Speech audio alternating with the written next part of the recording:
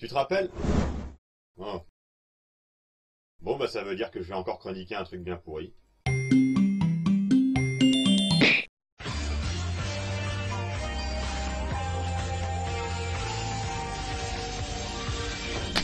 Digimon Frontières ou Digimon saison 4 n'a pas été traduite en français. Curieux? Pas tant que ça. La série Digimon, il faut se rendre compte qu'elle n'a pas si bien marché que ça en France. C'est pas la faute de la série qui a beaucoup à offrir, c'est la faute des diffuseurs qui n'ont pas offert grand chose. Entre un Venom Myotismon et un Apocalypse qui ne se montre que sur Fox Kids, et une saison 2 qui s'arrête au beau milieu d'une scène où Arukenimon s'apprête à faire des misères à un enfant malade, disons que ça donnait pas envie aux spectateurs d'investir du temps et de la concentration dans ce type de série. Mais pour Digimon Frontières, je dois bien reconnaître que c'est pas une grosse perte. Et je vais devoir vous expliquer pourquoi.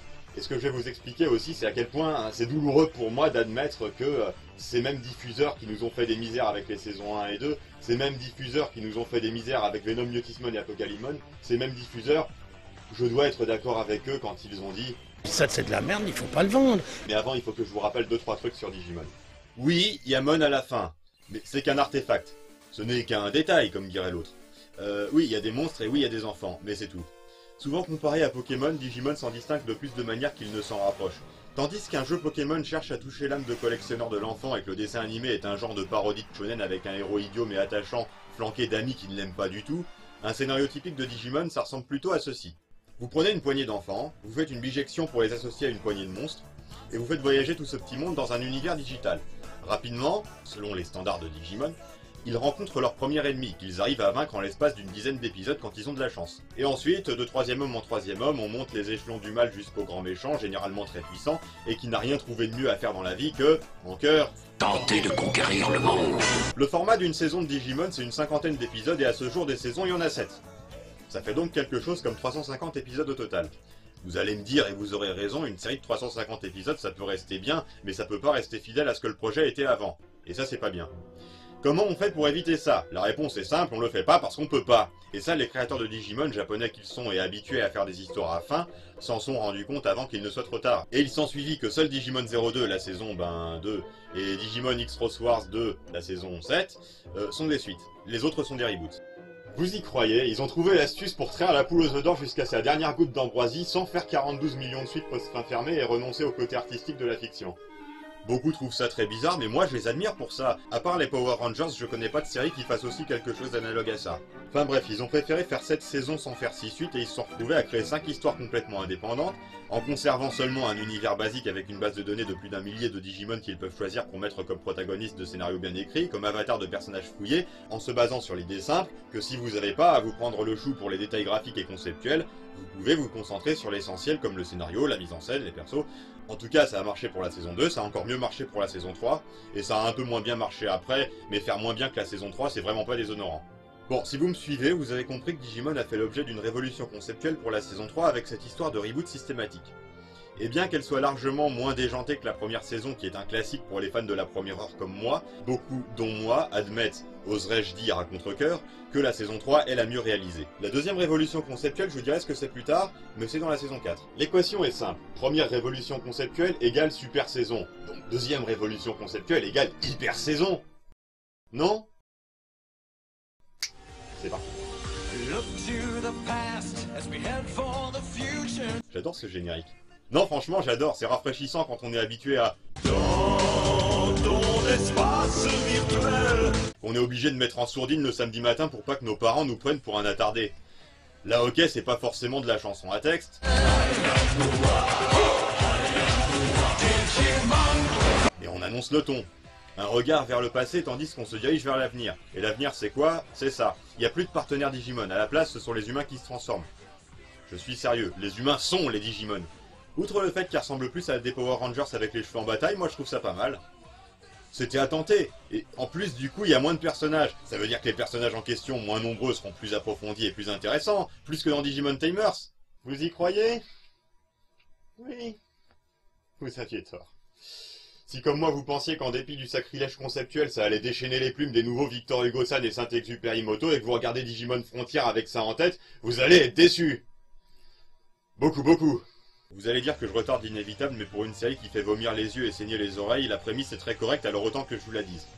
Il y a très longtemps, tous les Digimon vivaient en harmonie dans le monde digital. Non, je déconne. C'était rien qu'une bande de racistes qui s'entretuaient parce que certains avaient le mauvais goût d'être des humanoïdes là où les autres étaient des bêtes. Donc oui, voilà, la baston entre les humanoïdes et les bêtes. Seul l'avatar, maître de ces 4 éléments... Bon... C'était pas l'avatar, mais c'est tout comme. Le grand ange Lucémon vint et massacra tout le monde jusqu'à ce que paix s'en suive et ou prodigua de sages conseils qui mirent fin à la guerre. On ne sait pas. Cette guerre est souvent mentionnée, mais le gardien de la connaissance étant le méchant de l'histoire, on n'a pas tellement de personnages qualifiés pour nous raconter de manière extensive ce qui s'est vraiment passé. Bref, Lucémon s'imposa comme roi du Digimonde, mais il fut corrompu par le pouvoir et devint un tyran. Il tenta de détruire le Digimonde, et il était écrit que seuls les 10 guerriers légendaires pouvaient le vaincre. Et ils le firent. Les 10, basés sur les 10 éléments du cosmos... Quoi ? Oui, 10, vous saviez pas? L'eau, la terre, le feu, l'air, le bois, la glace, la foudre, le métal, la lumière et l'obscurité. 10. Pourquoi 10? Pourquoi pas? Les 10, basés sur les 10 éléments du cosmos, disparurent sans raison apparente et confièrent leur pouvoir sous forme de spirit, marque déposée, je choisis de pas traduire le terme, aux 3 célestes, 3 anges dont le destin était de prendre la place de Lucémon sur le trône du Digimonde. Le grand ange Séraphimon apporta la loi et l'ordre au Digimonde, en version Blu-ray et DVD. Pardon. Le puissant Chérubimon était le gardien du savoir et des légendes, et la dernière, mais non la moindre, la féminine Ophanimon, apportait à la vie et, devinez quoi, l'amour au Digimonde. Petit détail, Séraphimon et Ophanimon étaient humanoïdes et Chérubimon était une bête. Séraphimon apportant l'ordre au Digimonde, il contrariait les bêtes comme Chérubimon qui ont tendance à préférer le chaos. Ne pouvant se comprendre, la guerre fut déclarée entre eux par Chérubimon. Notre histoire commence à partir de ce point. Au début, je trouvais cette histoire de divergence philosophique très intéressante et ça me rappelait la saison 3 avec le conflit entre Yamaki et Zukeomon qui était basé sur une peur réciproque qui n'était justifiée que parce qu'elle était réciproque. Mais vous savez quoi? On apprend en cours de série que le vrai problème qui a déclenché la guerre, c'est simplement que Chérubimon était amoureux d'Ophanimon et comme c'est un peu le Quasimodo du trio, Ophanimon, elle préférait Séraphimon, attisant la jalousie de Chérubimon et de fil en aiguille, comme c'est un peu des divinités cette fois-là, guerre totale dans le Digimonde. C'est pas que c'est débile ou quoi que ce soit comme explication, mais c'est extrêmement ordinaire. Et privilégier ce type d'explication façon fanfic de midinette de 14 ans à une explication de base bien plus recherchée, c'est un peu comme... C'est inhumaine. Bref, voilà la situation. Le Digimonde est en péril parce que ce grand émo de Chérubimon a juré sa perte. 5 enfants sont appelés pour être les réceptacles des 5 spirites gardés par Séraphimon et Ophanimon et vaincre Chérubimon et ses séides. Qui sont ces joyeux drilles? Sont 5. Le chef, le solitaire, la fille, le gros et le petit. Le chef s'appelle Takuya. Je vais laisser la planète au trésor parler pour moi. Vous connaissez mon second, monsieur Haro? Solide, courageux, fiable, honnête, brave et fort. C'est trop, mon capitaine. Oh la ferme, j'en pense pas un mot, vous le savez. Bah voilà, en fait, c'est un peu l'attitude des scénaristes vis-à-vis de ce personnage. Il passe du héros positif qui connaît sa morale et ses priorités sur le bout des doigts, à Mister Tête Brûlée qui doit réapprendre des leçons franquinesques qu'il connaissait déjà au début. But we're the good guys. There must be a way to win. C'est le lot de beaucoup de séries, surtout des mauvaises, mais pour une série Digimon où l'évolution des personnages est le pivot de l'intrigue, c'est misérable. Davis de la seconde saison est maltraité par les scénaristes, comme Aton dans KOTOR 2, mais il l'est dès le début. Tai de la première saison devient un crétin après avoir été un chef avisé, mais c'est parce qu'il se croit dans un jeu vidéo à cause d'une explication de l'intello qu'il a mal comprise et qu'il croit qu'il peut pas mourir. Takuya n'a pas ce genre d'excuses, et les scénaristes non plus. Le solitaire s'appelle Koji. Sa backstory n'est pas crédible une minute parce que les scénaristes ne se sont pas encombrés de questions basiques de chronologie et qu'ils voulaient faire comme pour Izzy de la saison 1 mais en plus bizarre. Le résultat c'est qu'ils essaient de nous faire croire que ce garçon se rappelle physiquement de sa mère mais a oublié qu'il avait un frère jumeau alors qu'il a été séparé des deux en même temps. Pas grand chose n'est fait pour nous le faire accepter. Ça nous est juste asséné en milieu de saison comme si les scénaristes se rendaient pas compte qu'il y avait un peu de psychologie à développer derrière tout ça et ce faisant ils se vautrent misérablement. Je crois que c'est tout ce que j'ai à dire sur Koji. Ensuite il y a la fille, Zoé. Bah quoi? Tout est dit, non? Ah, vous pensiez qu'ils allaient s'emmerder à lui donner une personnalité qui va un peu au-delà des stéréotypes. Erreur! 'Cause I'm a girl.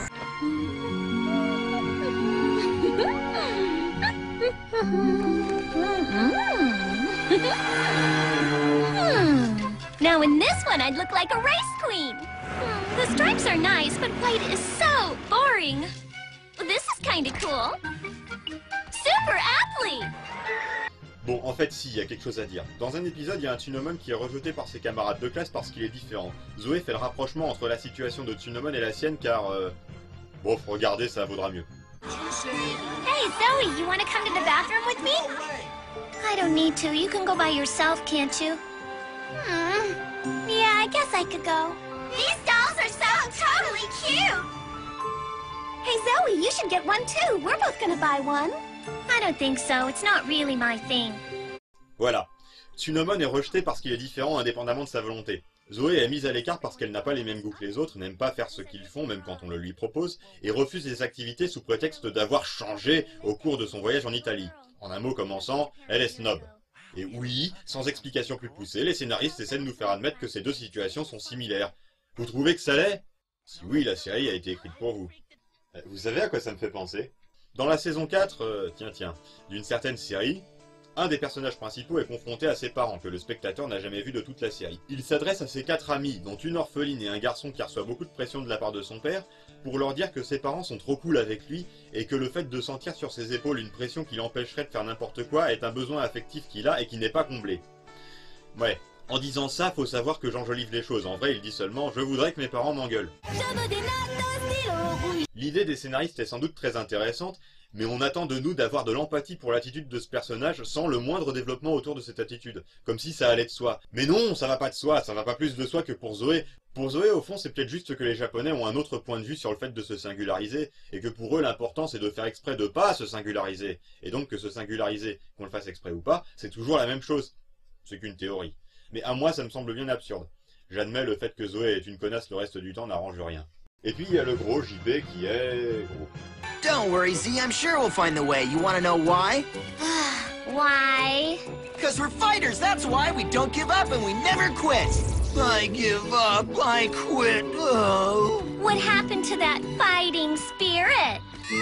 Got hungry. C'est marrant parce qu'il est gros. C'est rare qu'il fasse quoi que ce soit d'intéressant, et même quand c'est le cas, c'est toujours risible parce qu'il est gros. Inutile de dire qu'il est bête aussi, et qu'il veut sortir avec la fille. À partir de là, la rédemption de ces deux personnages ne serait possible que s'ils finissaient ensemble. Mais non, à cause d'une seule scène de 20 secondes dans un seul épisode vers la fin, on est censé comprendre qu'en fait c'est le grand amour entre Zoé et Takuya et qu'ils finiront ensemble. Je dis fail! Et le dernier, mais certainement pas le moindre, Tommy.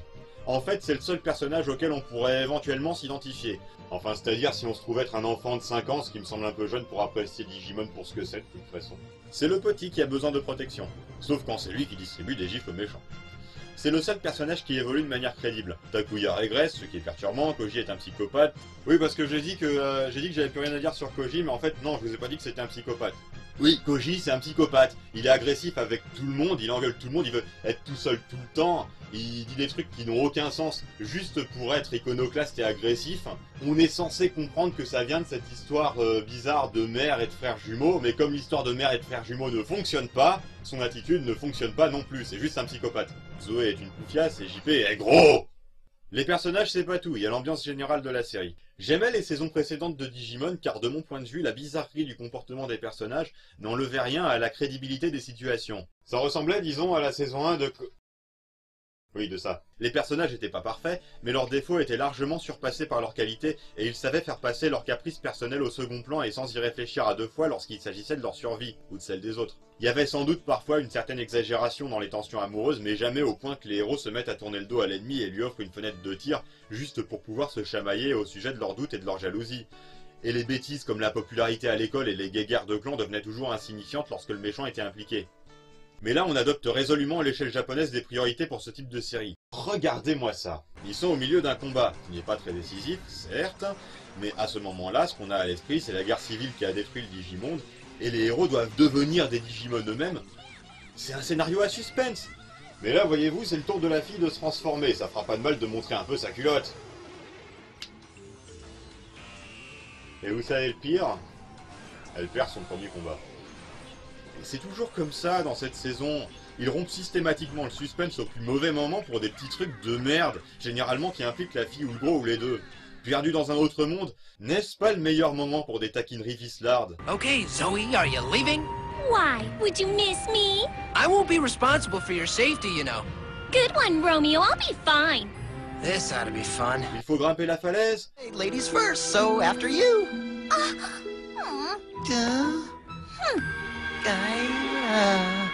I'm wearing a skirt. Oh, no, wait, no, not really. As if you didn't know, sicko! Confrontation au pied du mur avec un méchant invincible? Behold the legendary warrior of wind! Oh my! Why? You're pretty! Your bee spirit made you pretty! course, it's not like you're prettier than me. I mean, that's not even possible. But just because you are prettier than me doesn't mean anything, you got it? Do you have adoring fans all over the world who worship you? Préparation de l'affrontement final avec Cheryl Demon. When you win, you can take me on a date. Comment voulez-vous avoir quoi que ce soit à foutre du scénario lorsqu'il est relégué en toile de fond des petites interactions d'une bande de clowns? Et pourtant, il serait faux de dire que tout est à jeter dans Digimon Frontières. Bien que relégué au rang de toile de fond, le scénario est passionnant comme un scénario de Digimon. Le rythme est fidèle à celui des autres saisons. Mais j'admettrai que le début est un peu abrupt. En fait, il est très semblable au début de Link de Faces of Evil. Je sais, c'est pas forcément une bonne référence. Regardez, c'est pareil. Bonjour, je suis le personnage principal et je m'ennuie. Qu'est-ce qu'on peut s'ennuyer ici? Bonjour, personnage principal, je suis l'oracle. Tu viens dans le Digimonde? J'arrive, et on a Digimon Frontières.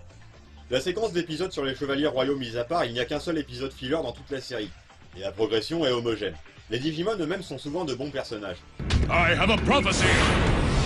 Et pour la première fois, on a l'occasion de voir comment la société Digimon fonctionne en temps normal, car même si le Digimonde est en crise, il l'est depuis longtemps, et la population s'y est habituée.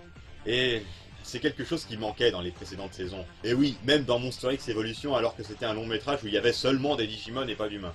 Les Digimon sont sympas à regarder en tant que groupe, mais ils restent aussi attachants individuellement. Et bien sûr, fidèle à cette tradition, cette saison veut que les Digimon principaux soient les moins attachants.